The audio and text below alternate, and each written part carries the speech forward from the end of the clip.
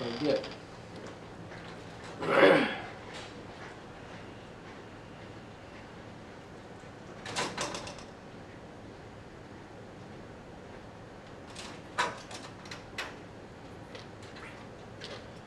Here perhaps. I think these maybe would be caught now. If these stones are taken and this whole area turns into territory, then that's relatively speaking favorable for black.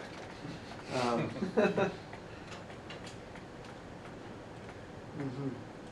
And now, you see the result of this has been to make the group worth capturing and then lose it. So black hasn't succeeded there. I'm just going to, what the hell?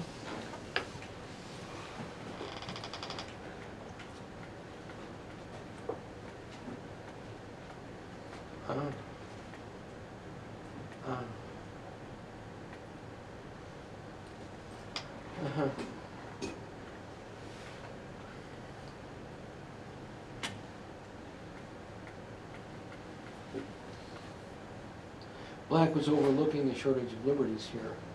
Actually, what black should probably just do is, I mean, what white rather should just do is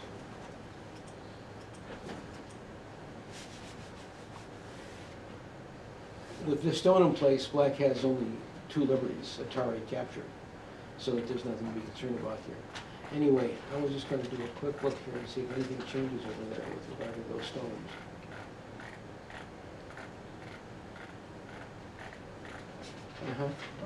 And what was the count? It looks like black was way ahead. Yeah. Yeah. By about 40 or so. Essentially, developing these stones and then never trying to save them was white's problem. Not playing through the point of completion or stability. Once, let's jump back. There's many different ways to play. You know, once you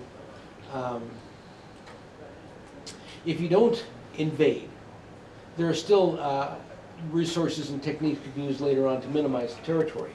But once you invade, that creates an obligation to continue and play through to the point of completion. And white did fine to a certain point, and then just, I don't know, got bored. I don't know what.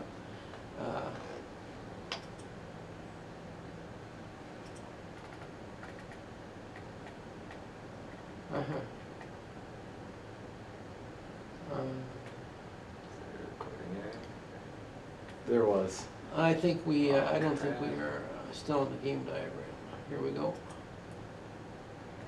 Yeah, right there. I played down. I misclicked that one. This is the correct one. Mm-hmm. Okay.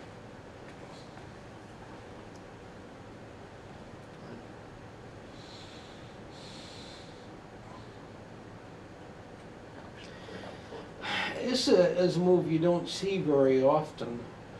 With no stone in this area, it's not going to take territory. It becomes a pure center move when there are corner and side moves available, and consequently it's just small. To play through to completion and stabilize the stone, that would make sense. To play through to completion in a different way, you know, that would make sense. Some kind of completion here, finishing this area up. This qualifies as a reinforcing move of sorts, but it's small in substance. You're not taking anything, you're playing in the center. You're not getting points.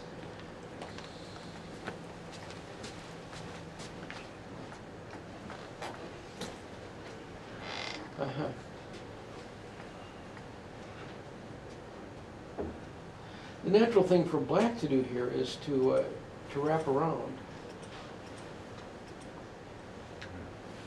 Now black has is out in the center, and black has a certain amount of.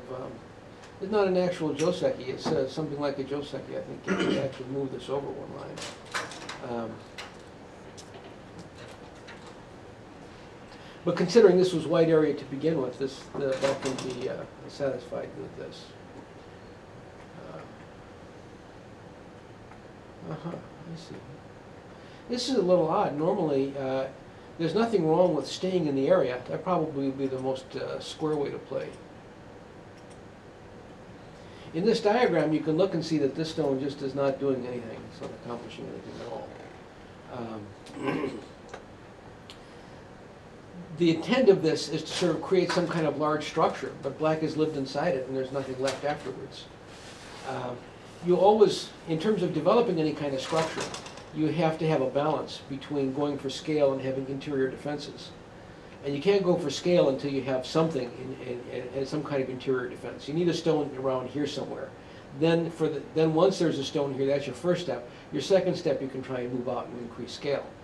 Notwithstanding that, what White would rather do here is, instead of doing this, just thinking in terms of scale and structure, well, you really need to go to completion here.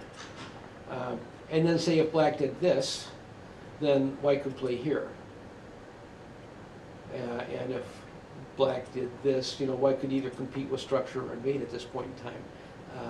That would make sense. Oh yeah, I went back too far.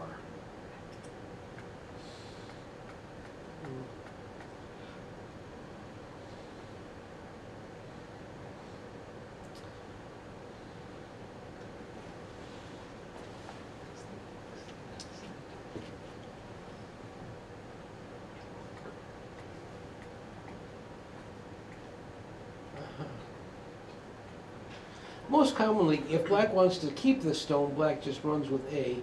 If that stone isn't that important, black trades here. That's typically what you see from this kind of position. And since there's no stone over here, white will go this way. Now this stone is looking better for white than in the other variation, but still is not a stellar position for white. I mean, black is not that discontent. I can't jump to the main line because I'm not playing the main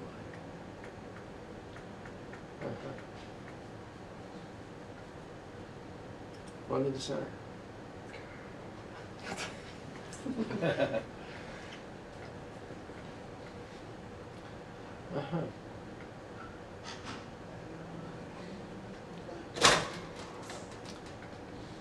Contact moves are, generally speaking, defensive moves, not aggressive moves. Here black is just helping white develop. Instead, black has no problem with just making the position here and let white do the work. You know, if white wants to go for a quick base, that's fine.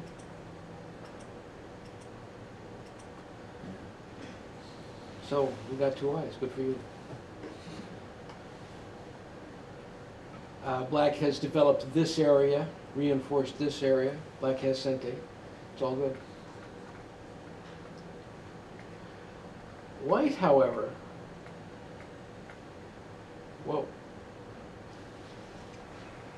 should be delighted just to say, okay, Mr. Black is helping me build. I like that. I had 1 stone, now I have 3.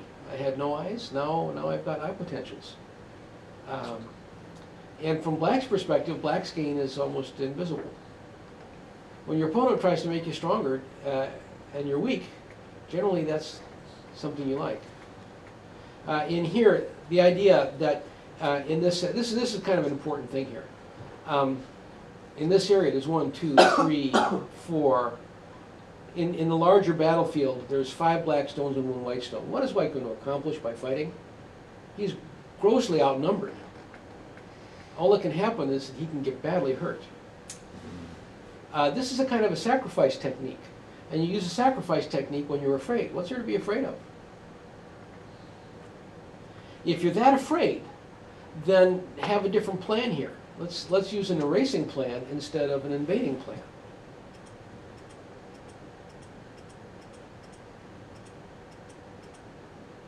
Control the area, keep sente, move on. I'm not recommending this, but I'm saying that if you're that afraid, I keep going back to that.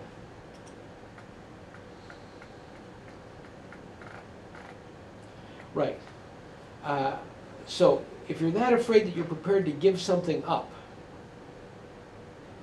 just play a safe move to begin with. But really there's nothing to be afraid of. I'm thinking that white is actually not thinking through what he's doing. He's just kind of, I don't know, maybe looking to pick a fight.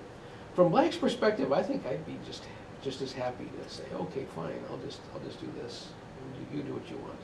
There's nothing to be afraid of. You know, white is not going to get anything accomplished here. White could also fight back this way. I mean, black could rather.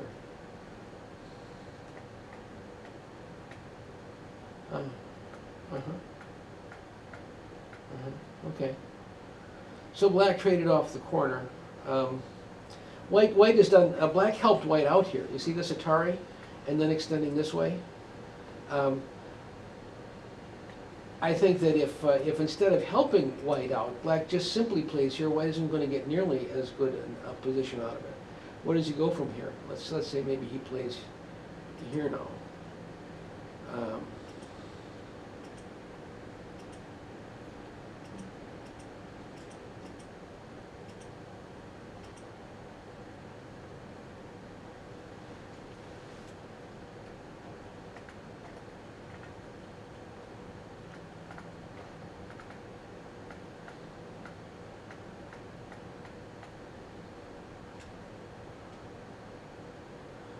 Black's a little stronger in the other diagram. Whoa. So there's this cutting point here. So black is relying on this cutting point for stability of this group. Notwithstanding that, if black's going to come in on this side, how about we come in here? Now you have immediate stability and you've broken white's position apart.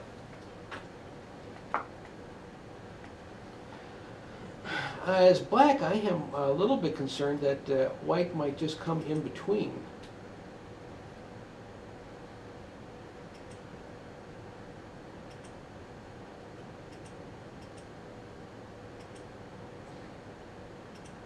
And now when he turns to this, all of a sudden my group is under heavy pressure, having just put white stones down in a place where it's awkward for me.